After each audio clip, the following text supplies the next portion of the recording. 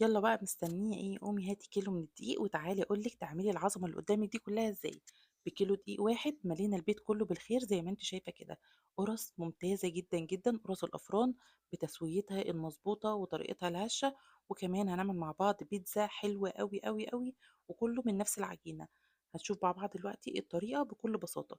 سواء عندك عجان او ما عندكيش الطريقة دي هتنفع معاكي، وكمان هتقدري تعجنيها بكل سهولة. زي ما انت شايفه كده، انا في البوله بتاعه العجان حطيت كيلو من الدقيق. اي نوع دقيق تفضليه، اختاري بس نوع يكون نضيف. حطيت عليهم كمان معلقتين كبار من اللبن البودر او كيس من اللبن البودر، وثلاث معالق كبار من السكر. حطيت معلقه ونص كبيره من الخميره، واقل من نص معلقه صغيره من سوري، اقل من نص معلقه كبيره من البيكنج باودر، ورشه من الملح. دي كده كل الحاجات الجافه. حطيتهم وبعدين لفيتهم لفه كده، ان انا اقلب المكونات مع بعض. عندي هنا كوبايه واحده بس من الماده الدهنيه، سواء زيت او سمنه او سمنه على زيت زي ما انا عامله كده. انا هنا كنت عامله خليط بين السمنه والزيت، حطيت نص كوبايه سمنه وكملت بقية الكوباية بالزيت. لفيتهم مع بعض كده كويس في الدقيق كويس بالمضرب. وبعد كده عندي مية بقى، بدأت أنزل عليها مية دافية، بدأت أنزل عليها واحدة بواحدة. لسه كمان هنضيف زبادي، معلقتين من الزبادي دلوقتي. بس الأول حطيت شوية من المية كده، لفيتهم لفتين. وقبل ما نحط كل كمية المية نحط الزبادي، أو ممكن نحطها من الأول عادي.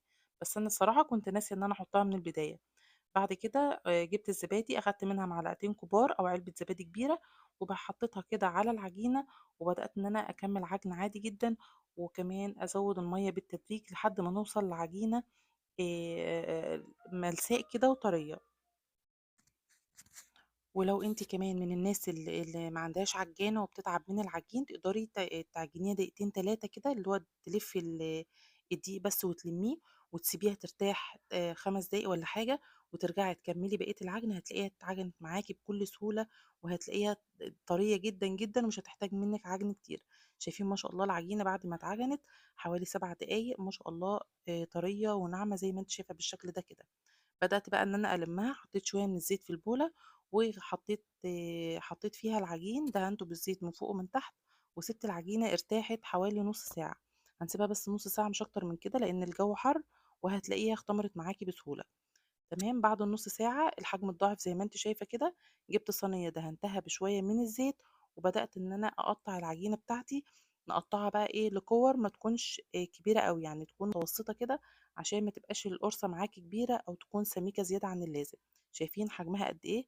الحجم الوسط ده كويس جدًا. بابدأ بقى إن أنا أكوّرها كلّها، وبعدين باحطها على الصينية واغطيها بس 5 دقايق اللي هي ترتاح وتختمر شوية كده، وبعد كده بابدأ إن أنا أفردها على طول. الخطوة دي بتسهّل علينا جدًا إن إحنا نفردها. بقيت بقى كمان حتّة من العجينة أخدت منها قطعة كده، آخر قطعة، وفردتها في صينية زي ما أنتِ شايفة كده، وعملت بيتزاية للولاد. كانت النتيجة ممتازة جدًا، جدًا. العجينة دي حلوة أوي، أوي، أوي في البيتزا كمان. فردتها كده في الصينية، وبعد كده بدأت إن أنا أنغّزها بالشوكة.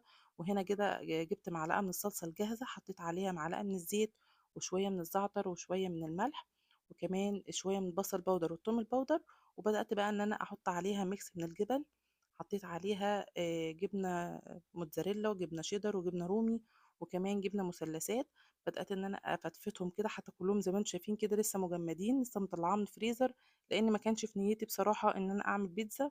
بس الولاد أول ما شافوا عجينة قالوا لي: "يا ماما اعملي لنا بيتزا." فأخدت جزء من العجينة وبدأت إن أنا أعملها لهم بالشكل ده. حطيت بقى الجبن كده، وبعد كده حطيت عليها شوية من الزعتر. في الوقت ده كنت أنا باسخّن الفرن، وخدتها حطيتها على الرف اللي في النُص لحد ما أخدت لون، أخدت حوالي ربع ساعة. في الوقت اللي هي كانت فيه في الفرن، بدأت إن أنا أجهّز القُرَص بتاعتي. عايزة أقول لكم إن الموضوع كلّه كان سريع جدًا وما خدش وقت خالص. دي كده الصواني اللي أنا هاخبز فيها القرص بتاعتي. حطيت فيها نقطة من الزيت وجبت منديل، وبدأت إن أنا أمسحها كده. أنا مش عايزة زيت كتير، يعني أنا عايزة حاجة بسيطة. شايفين ما شاء الله اختمرت في ثواني، على ما عملت البيتزا كانت هي زي ما انتم شايفين كده تضاعف حجمها. أخدت منها بقى شوية قدامي على الرخامة كده، وعايزة أقول لكم إن هي بتتفرد بكل سهولة لأنها مرتاحة كويس، متخمرة كويس. أخدت بقى نقطتين من الزيت كده، وبدأت إن أنا أفردها على الرخامة سريع سريع كده، ما بتاخدش وقت نهائي. ده كده السمك اللي احنا عايزينه. اللي أنا باخلّصها باحطها على طول في الصواني اللي إحنا دهنينها. يُفضّل طبعًا إن أنتم تستخدموا صواني ألمونيوم لانها في التسويه بتبقى كويسه جدا جدا.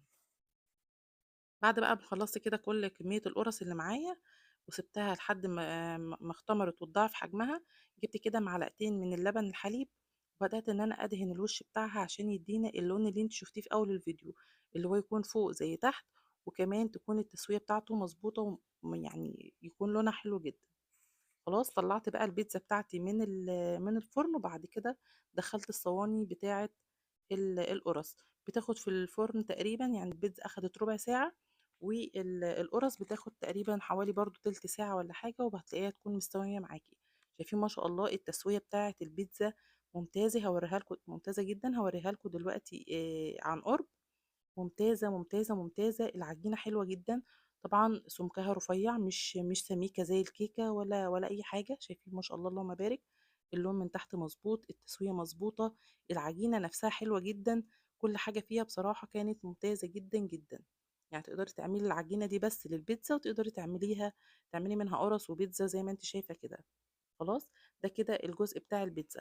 نرجع بقى للقرص بتاعتنا بعد ما طلعتها من الفرن. ده كده كان الشكل بتاعها، ما شاء الله حلوة جدا. بدأت بقى ان انا اسلكها كده بالمعلقة اللي معايا دي. شايفين ما شاء الله لونها من فوق زي من تحت ازاي، ممتازة جدا. انا عايزة اقول لكم ان هي كانت سخنة قوي وانا ماسكاها بالعافية. دي كده ما شاء الله الكمية اللي طلعت معايا من الكيلو، سواء في القرص او في البيتزا. نتيجة ممتازة وحلوة جدا وسهلة جدا جدا، وهتملي البيت بكيلو دقيق واحد. اتمنى تجربيها وتعجبك. يا ريت لو عجبك تعملي لايك وشير. باي باي.